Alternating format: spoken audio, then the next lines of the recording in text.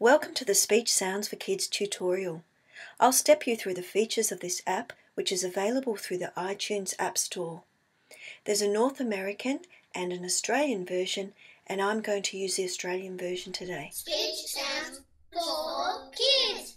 There's a lot in this app, so it's a bit of a long clip. First of all, when opening the app, you'll be directed to the student selection page. I've already included quite a few kids' names here that I've been working with. You can include up to 9 kids' names at a time. I want to add another child, so press the Add Student button, and I must enter a first name. So this one's name is Luke, and a last name, I can just put an initial, and if later I want to send the results to a therapist, I can write a name here, and I must enter the therapist's email. This section is optional. Press OK. Alright, so here I can see Luke L. Luke L is a child who is working on the sounds k and g. At the moment, he's producing d and t instead, and this is called velar fronting. So here I've got the sound selection page. There are 22 consonant sounds here, represented by these cute little characters called sound buddies. This makes it really fun for young kids to explore and learn about sounds. At the same time, you'll see that the sound buddies have letters on them, so they can start to learn letter links too, which is great for early literacy. But Luke needs to learn about k, Kara Kookaburra, and g, Gulping Gary. And we also want to contrast them with the sounds that Luke is using in their place. So he's saying things like tar for car. So I need to also select t, Tapping Tessa. And he's saying things like do for go. So I'm also going to select d, Dave Drummer. Within the sound selection page, I can choose up to 4 sounds at a time to study and to contrast. I could just select 2 if I needed to. Okay, so they've been highlighted in blue, and I press go, and this will put my sound buddies in the sound train. Here we go.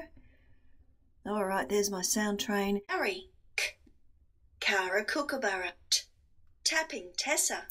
Now, Luke can say d just fine, but at the same time, I really need to explore this sound because he needs to know what this picture, this sound buddy represents, but he also needs to contrast the d sound to the g sound so he understands why they're different. So really, I do need to study each sound individually to begin. So we could start with Dave Drummer, which is an easy sound for him to say, or we could start with Tapping Tessa because he can say that one as well. But just say he's already studied those within this app, and I'll go on to study Gulping Gary. So I press the sound buddy Gulping Gary that I'd like to study, then I press go, and off we go. We're in My Sound Activities now, and we're just using one sound, Gulping Gary, g. First of all, I have to learn the sound. This is so this child knows the sound inside out, back to front, and we teach this using multi-sensory cues. Have a look. Learn the sound. Down the bottom, we've got a mouth, g, and we can see the child saying g, g. So this is all about the articulation of that sound. We've also got what's called a sound story. Let's click on this one. When Gulping Gary drinks, he tips his head back and lifts up the back of his tongue. He makes a loud sound. Gulping Gary says, g. Okay, so that little story teaches the kids about some features of that sound, that it's a loud sound. It encourages them to tip their head back, which sometimes helps elicit that sound. It talks about the tongue position. And it also gives a bit of a meaning link. So it's a sound that's sort of a bit like gulping, g, g, g. This one here is called the hand sound, and it's a gesture. G. G. We encourage kids to learn and use these hand sounds when they're making the sound. Now the reason is because for some kids it helps the correct sound pop out. It helps them access that sound that they've learnt. And later on, when they're trying to say a word like go, for example, if they've practiced g, g with the hand sound, they can then elicit that sound within the word, go. It's just a really nice way to help with transfer. Good. So this hand sound helps the therapist or the parent also remember what the hand sound is, and it's a good one for the child to copy. This one here, the ear icon, G, just encourages the child to listen to that sound. G, G, Okay, and this one, the mic, the microphone, press it when it flashes, G. it flashes, G, Oh, well, you meant to just hear the sound. Let's try again. Wait till it flashes. G. G, It's nice feedback, isn't it? So, for example, if young Luke was to say D, D, I could say, oh, that doesn't sound quite like Gulping Gary's sound. Let's go back and have a listen and a look at what his sound is again. G, Okay, so learn that sound, play around with the sound, and then press forward. And here we go on to the next sound activity just for Gulping Gary. On lots of the activities you'll see timers right down the bottom. There's a 2, 3 and a 5 timer. Now this just means if you want the activity to play automatically at 2, 3 or 5 second intervals, you'll choose the corresponding timer. I'm going to choose 2. So every 2 seconds I'm going to hear a sound.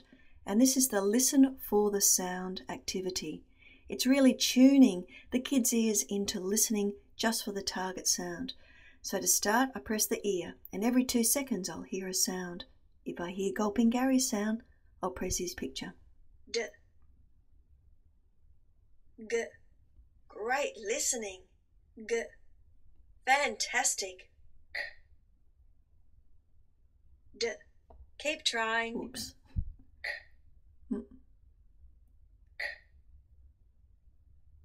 D, No.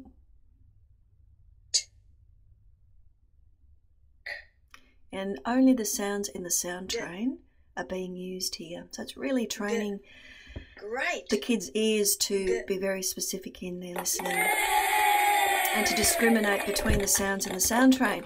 Okay, next activity will be copy the sound. So I hear the sound, and if I've missed it, which I just did, G, I can press it again. I press the microphone, G. G, It will automatically play back, and the adult or the child can try and judge the correctness of that sound. But it's a good idea that this is done in conjunction with an adult. So I'm going to say yes. Okay, and I'll try again. G, D. D, That time Luke didn't do it so well, so he gets across, which most kids actually don't mind if it's done in a fun way, and a star won't highlight.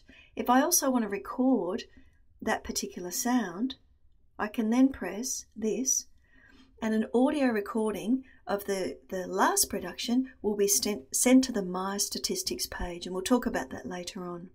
Okay, so again, let's G, G. G, Okay, we'll try it again.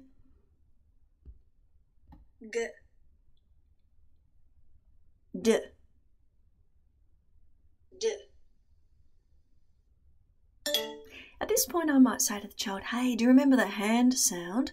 Try and do that when you say the sound. Good.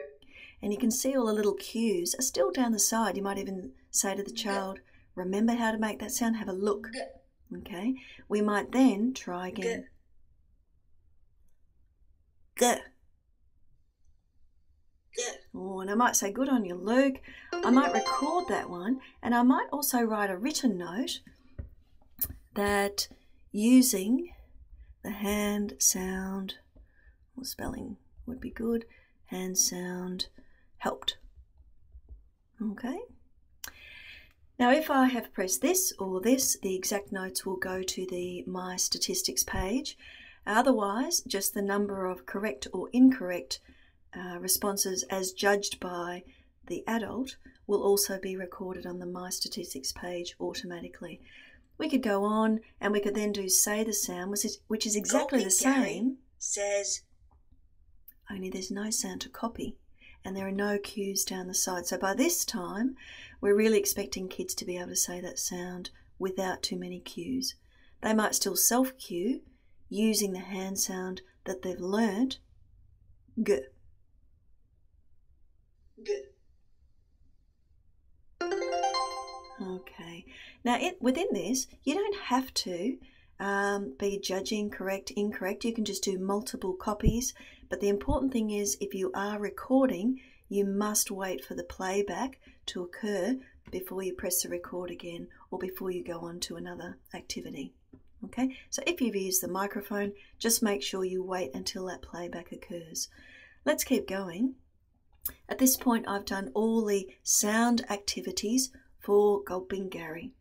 I can now go back to my sounds and study another sound to this point, or, hang on a sec, I was at the end of here, so I could go on to doing the word activities relating to Gulping Gary.